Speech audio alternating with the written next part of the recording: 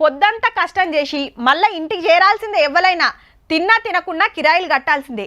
వెనకట అవ్వతాతలో తల్లిదండ్రులు కట్టించిన ఇండ్లున్నోళ్లకు కొంతగా తిప్పలు తప్పినట్టే. కూలినాలు వేసుకొని ఉన్న జాగలో ముడుచుకుంటారు.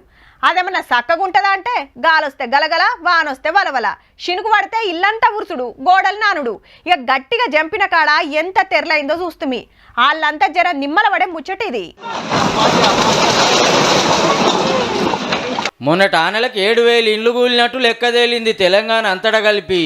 3 రోజులు ఆనలు దంచుతే మట్టి ఇండ్లు తుప్ప కూలినాయి. కొన్ని ఇళ్లలో అర్రలు పడిపోయినాయి. గా ఖమ్మం, కొత్తగూడెం, మహబూబాద్ జిల్లాలనైతే నెరి ఆకేరువాగు వంగి నష్టమైన 3 తండాలకు ఒక్క కాన్నే ఇందిరమ్మ కాలనీ కట్టిస్తామని మాటిచ్చిండు సీఎం సారు.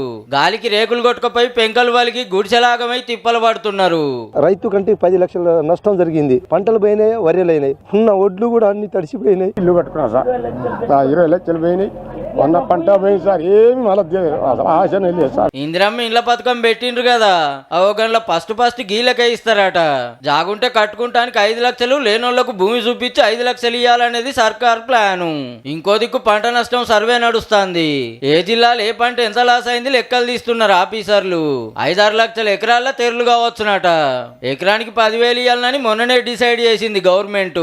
అట్లనే వరదలకు ఇండ్లు మునిగి సరుకు సౌదాలు తడిసి తెరలైన 15,000 సాయం చేస్తారట. ఆల్రెడీ కలెక్టర్లకు 5 కోట్లు పంపిండ్రట హైదరాబాద్కి వెళ్ళి. జరిగిన నష్టానికి ఇవే మూలకు కావు గాని కష్టాలున్న వాళ్ళకు కొంత ఆసరైతుర్రు అన్నట్టు.